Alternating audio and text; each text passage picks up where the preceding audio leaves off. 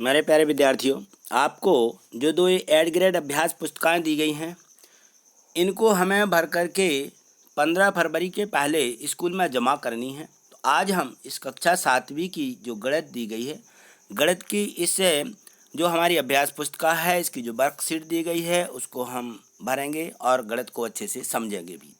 देखते हैं इसे। तो यहाँ देखिए दिया गया है अध्याय 10 प्रायोगिक ज्यामिति। अब आज हमें इसकी जो प्रायोगिक ज्यामिति है प्रयोग करना पड़ता है। इसमें हमें जो चित्र दिए रहते हैं, वो त्रिभुज है, रेखाएं हैं, ये सब बनाना है। इसलिए इसके लिए हमें सबसे पहले चांदा, प्रकाल और हमारी जो स्केल होती है, शीश, रबर, यह सब हमें रख लेना है। फिर इसके बाद इसको हमें समझना है। तो जो अध्याय 10 दिया गया है, इसके पहले वाले पाठ भी हमने इसी यूट्यूब चैनल पर डाल दिए हैं। वो हमने जो इसकी वीडियो बनाई है वो इसी पर अपलोड हैं। यदि आपसे देखते नहीं बनता है तो देख लीजिए, मैं अपनी प्लेलिस्ट बता देता हूं और वीडियो कहाँ से देखना है ये भी देख लीजिए। एक नज़र देखते हैं इसे। तो यहाँ देखिए, जैसे मान लीजिए आप यहाँ सरल समीकरण, ये मेरी वीडियो आप इस गणित की देख रहे हैं। तो यहाँ देखें, ये नीचे लिखा रहता है। यहाँ देखिए, जहाँ मैंने गोला बना दिया, यहाँ लिखा गणित वाले सर। आप इसको क्लिक कर देंगे तो जैसे ही इसको क्लिक करते, देखिए मैं क्लिक करके बता रहा हूँ, मैंने ये क्लिक कर दिया। तो क्लिक करने पर यहाँ देखें ऊपर की तरफ, ये देखिए यहाँ लिखा हुआ वीडियोज़ को क्लिक करेंगे तो सभी जितनी वीडियो हमारी इस पर अपलोड हैं वह सभी वीडियो आपको दिखने लगेंगी। और यहाँ देखिए लिखा है प्ले लिस्ट। यदि आप प्ले लिस्ट को क्लिक करते हैं तो प्ले लिस्ट में आपको अलग अलग विषयों की गणित की अलग मिल जाएगी। तो देखिए, मैं पहले प्ले लिस्ट को क्लिक करके बता रहा हूँ। देखिए, ये मैंने प्ले लिस्ट को क्लिक किया तो ये देखिए, ये सभी वीडियो यहाँ जो मेरी अपलोड हैं वो आपको यहाँ दिखने लगेंगी। ये मीन्स का मेरिट परीक्षा से संबंधित वीडियो थी। ये आपकी 8वीं की हैं, ये 8वीं की, ये दी गई हैं यहाँ 7वीं की। देखिए, ये आप इसको क्लिक कर देंगे। देखिए, मैं क्लिक करके बता रहा हूँ। तो देखिए इसे, ये जो जहाँ कक्षा 7वीं ये लिखा हुआ है, मैं इसको जो है क्लिक करता हूँ तो जितनी भी कक्षा 7वीं की ये गणित की है, विज्ञान, सामाजिक विज्ञान, मैंने क्लिक कर दिया तो ये सभी वीडियोज आपको इस प्ले लिस्ट पर आपको मिल जाएंगी। गणित की, विज्ञान की, सामाजिक विज्ञान, हिंदी, ये सभी जो है इस पर डली हुई हैं। आप यहाँ से इसको देख सकते हैं। ठीक, अब हम देखते हैं अपने अध्याय को। देखिए, तो यहाँ देखिए जो अध्याय 10 है प्रायोगिक ज्यामिति है। यहाँ हमें करना क्या है, एक 5 सेंटीमीटर लंबाई का रेखाखंड खींचना है। इसके बाहर किसी बिंदु से रेखाखंड के समांतर एक रेखा खींचनी है। तो यह किस प्रकार से खींचना है, देखिए मैं आपको यहाँ बता रहा हूँ। देखिए यहाँ पे ये जो है, मैंने इस पे स्केल की सहायता से ये 5 सेंटीमीटर की AB रेखा खींची। 5 सेंटीमीटर यहाँ इस पर एक बिंदु C ले लिया।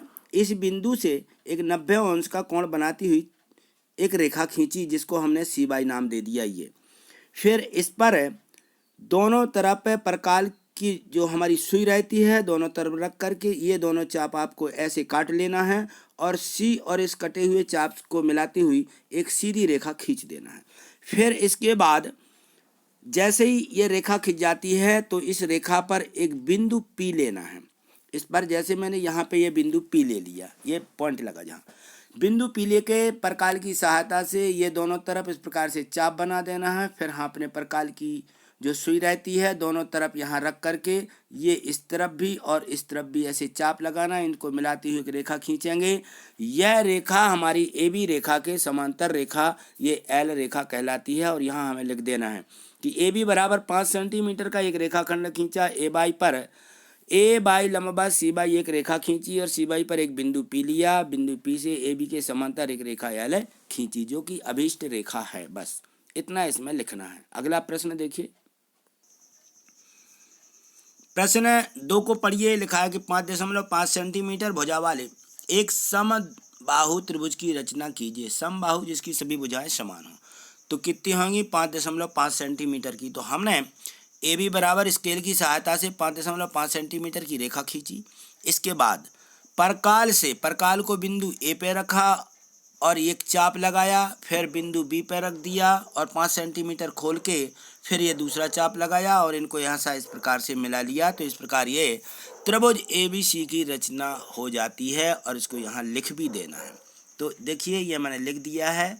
ये भी बराबर 5.5 सेंटीमीटर का रेखाखंड खींचा, बिंदु ए और बी को केंद्र मान करके 5.5 सेंटीमीटर त्रिज्या लेकर इस प्रकार चाप लगाए जो एक दूसरे को बिंदु सी पर काटते हैं।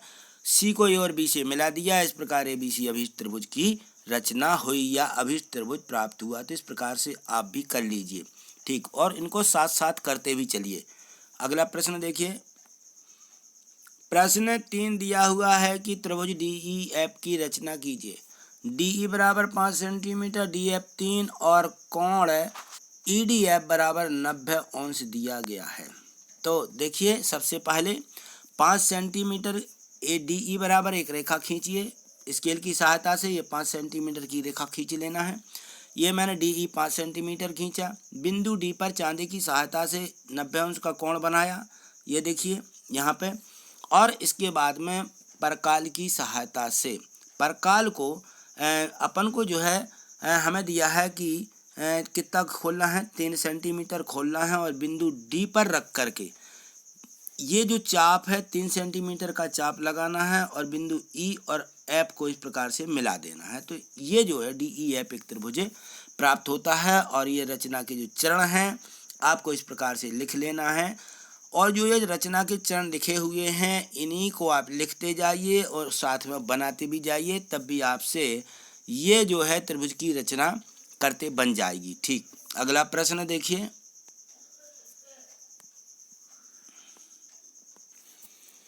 प्रश्न 4 इसमें दिया है कि जांच कीजिए कि आप त्रिभुज पी क्यू आर की रचना कर सकते हैं या नहीं।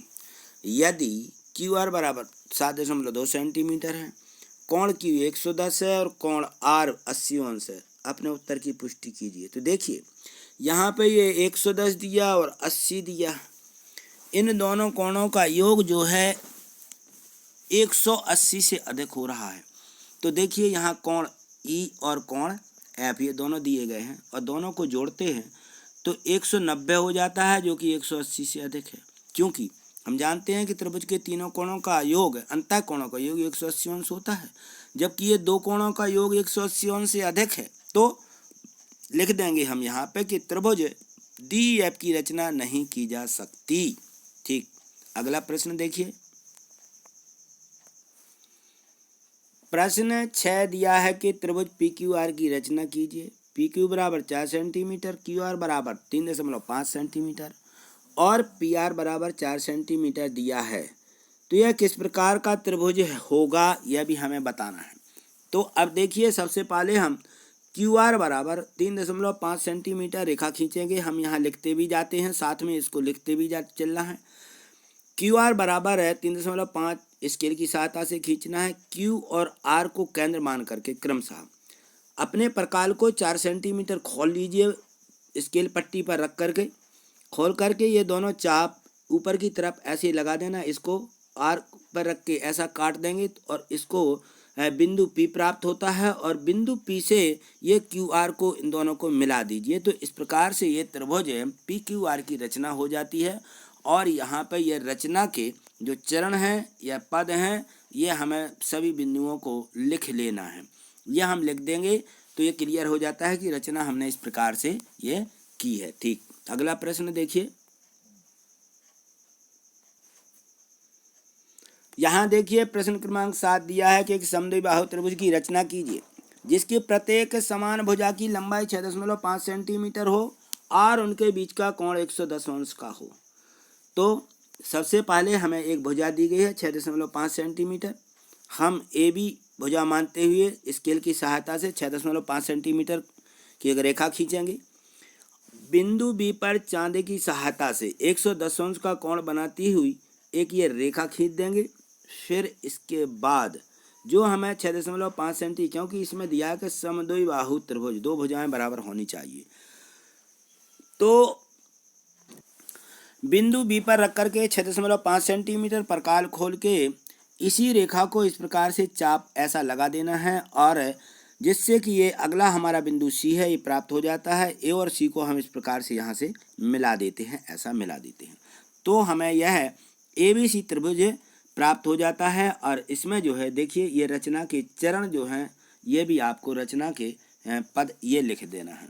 कि ए बी बराबर हमने एक रेखाखंड खींचा, फिर बिंदु बी चांदी की सहायता से कोण बनाया, और बिंदु सी बिंदु बी को केंद्र मानकर 6.5 सेंटीमीटर का चाप बी बाई पर लगाया, जिससे सी प्राप्त हुआ। बिंदु सी को ए से मिलाया, इस प्रकार ए बी सी त्रिभुज प्राप्त हुआ। तो इस प्रकार से जो हमने किया है वही हमें लिख भी देना है। ठीक, अगला प्रश्न देखिए। प्रश्न क्रमांक 8 दिया गया है कि त्रिभुज एबीसी की रचना कीजिए, जबकि ए बी बराबर 5 सेंटीमीटर, बी सी बराबर 6 सेंटीमीटर, ए सी बराबर 7 सेंटीमीटर यहाँ दिया है। और एक त्रिभुज की भी रचना एक और कीजिए, जिससे एस एस कसौटी या एस एस हमारी जो सर्वांग समता है उसकी व्याख्या यहाँ हमें करना है। तो देखिए, सबसे पहले तो हम ए बी सी त्रिभुज बनाएंगे। बी सी बराबर 6 सेंटीमीटर का एक हम रेखाखंड खींचेंगे स्केल की सहायता से। तो देखिए, ये हमने बी सी एक रेखा स्केल की सहायता से खींची है, इस प्रकार से खींच लीजिए। बिंदु बी और सी को केंद्र मान करके क्रमशः पहले परकाल को 5 सेंटीमीटर खोल के यहाँ चाप लगा दीजिए, जो ये चाप लगाया है।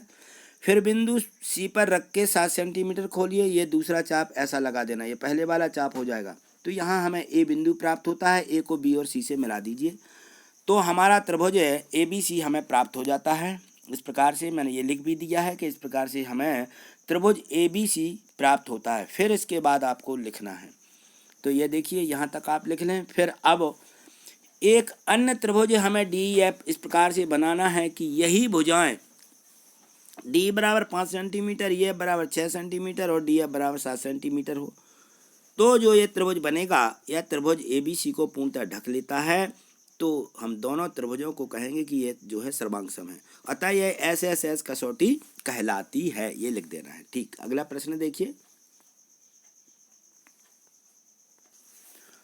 प्रश्न क्रमांक 9 दिया गया है कि नीचे त्रिभुजों की भुजाओं और कोणों की मापें दी गई हैं, ये जो हैं दिए गई हैं, इनमें से उनकी पहचान कीजिए, उनकी रचना की जा सकती है या नहीं, कारण सहित उत्तर दीजिए।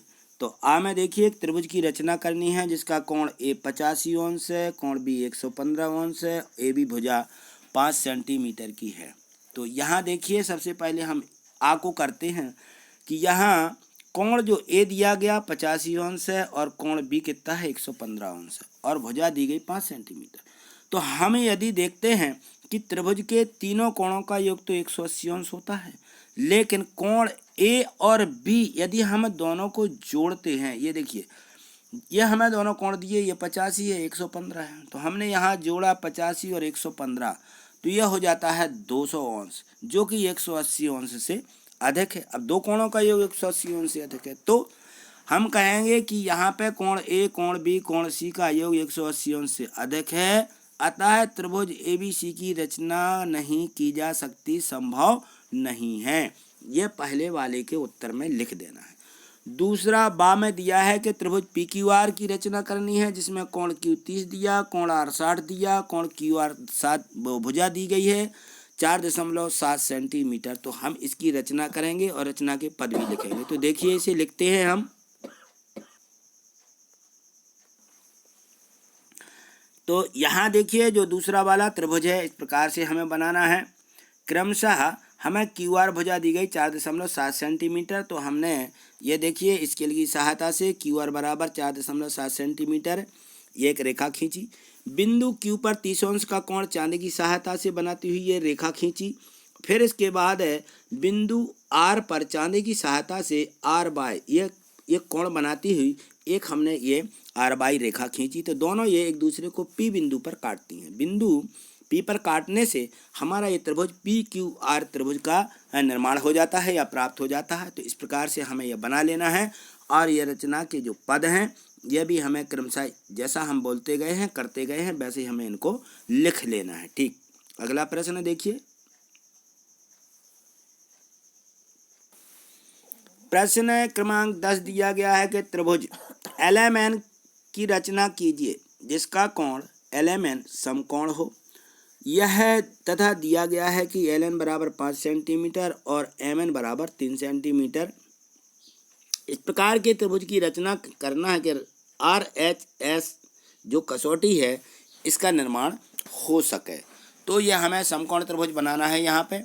तो देखिए सबसे पहले हमने एम एन बराबर जो हमें 3 सेंटीमीटर दी गई है, हमने 3 सेंटीमीटर एक रेखा खींची। बिंदु एम पर 90 अंश का कोण बनाती हुई चांदी की सहायता से एम बाई एक ये किरण खींची। फिर इसके बाद बिंदु एम को केंद्र मान करके 5 सेंटीमीटर एन को केंद्र मान करके यहाँ एन को प्रकाल की सहायता से 5 सेंटीमीटर प्रकाल खोलिए और इस एम बाई रेखा को इस प्रकार से चाप लगा दीजिए, जिससे हमारा यहाँ पे एल बिंदु प्राप्त हो जाता है। तो एल और एन को मिला दीजिए, तो इस प्रकार से एम एल एन जो त्रिभुज है हमारा एल एम एन, इसकी रचना हो जाती है। और